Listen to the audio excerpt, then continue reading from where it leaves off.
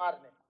అంటే రాసుకొచ్చినోడు ఒకడు, కంప్యూటర్లో ఎంట్రీ చేసినోడు ఒకడు, ఇవి బయటికి చెప్పినోడు ఒకడు.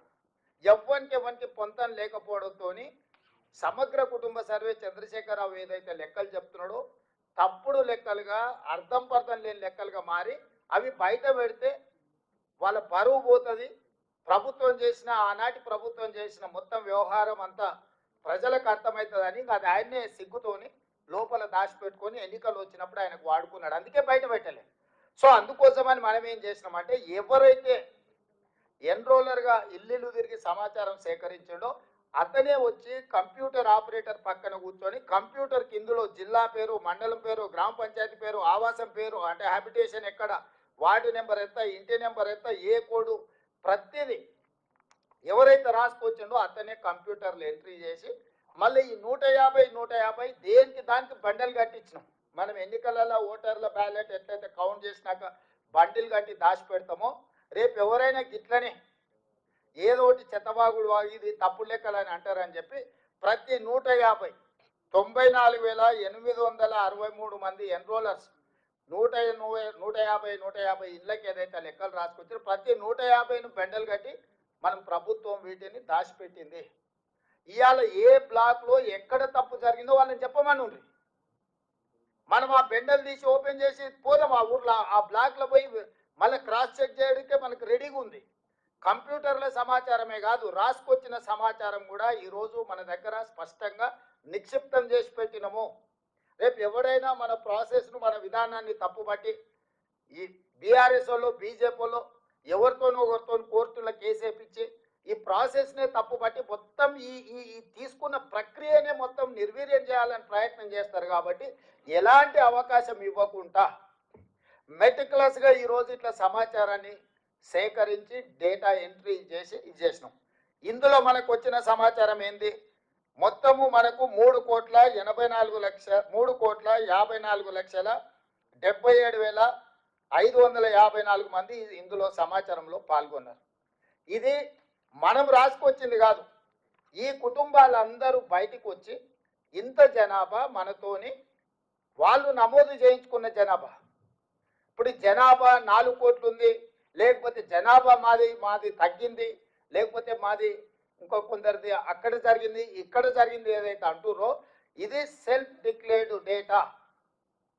ఇది ప్రభుత్వం ఇష్టంగా కూర్చొని ప్రభుత్వ కార్యాలయంలో కూర్చొని రాసింది కాదు. ఇల్లు తిరిగి ఇంటి వాళ్ళని అడిగి ఇంటి వాళ్ళు ఇచ్చిన సమాచారం మీద అప్లికేషన్ మీద వాళ్ళు సంతకం పెట్టుకొచ్చి ఇచ్చినాం.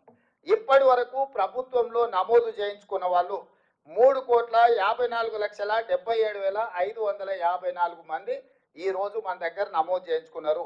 ఈ కుటుంబాలు ఎన్ని అంటే టోటల్గా దాదాపుగా ఈ కుటుంబాలు అన్నిటిని కూడా 1,12,00,000 పైగా కుటుంబాలు ఇందులో పాల్గొన్నాయి. ఈ మిగతా వాళ్ళు ఏదైతే 3 లక్షల పైచిలకు కుటుంబాలు పాల్గొనలేదో ఒక అంచనా 16 లక్షల పైగా జనాభా, 3,56,000 కుటుంబాలు మనకి ఇందులో మన ఇండ్లు గుర్తించిన వాళ్ళు, మన ఇంటికి స్టిక్కర్ అంటించిన వాళ్ళు నమోదు చేయించుకోలేదని ఒక అంచనాకు వచ్చినాము. ఈరోజు ఈ మొత్తం ప్రక్రియనే తప్పు పడుతుంది. నేను ఇక్కడ ఉన్న మా బీసీ సోదరులు నేను అడిగేది ఒకటే, ఈరోజు ఈ ప్రక్రియను తప్పు పట్టడం ద్వారా మొత్తం ఈ వ్యవస్థని కుప్పగూల్చాలని ఒక కుట్ర జరుగుతుంది.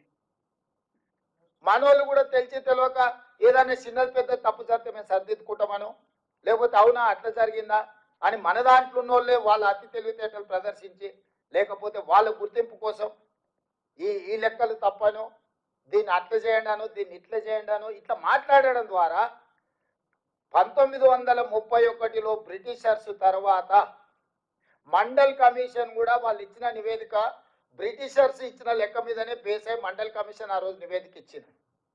స్వతంత్రం వచ్చినప్పటి నుంచి ఈ రోజు వరకు ఎవ్వరు, ఏ రాష్ట్రము, ఏ ముఖ్యమంత్రి, ఏ ప్రధానమంత్రి, ఎంత పెద్ద నాయకుడు ఉన్నా, ఎంత గొప్ప నాయకుడు ఉన్నా ఈ ప్రయత్నమే చేయలేదు. ప్రయత్నం ప్రారంభిస్తే ఆగిపోయింది.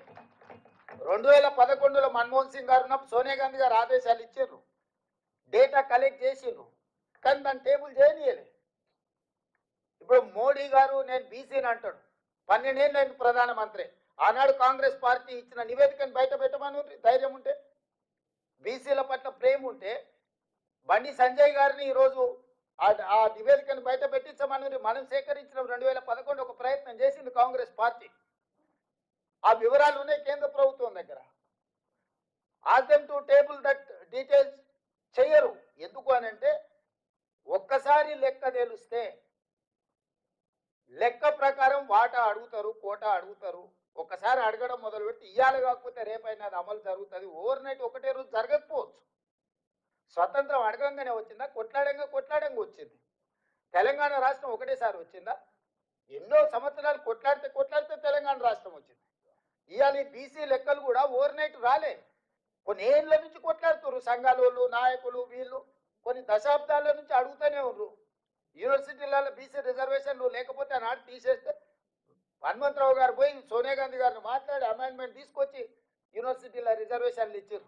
శివశంకర్ గారు ఉన్నప్పుడు ఈ యొక్క జాతుల కోసం ఇందిరాగాంధీ గారి కాడి నుంచి కేంద్ర ప్రభుత్వం మీద ఒత్తిడి తీసుకొచ్చి ఎన్నో ప్రయోజనకరమైన అంశాలను పొందుపరిచారు.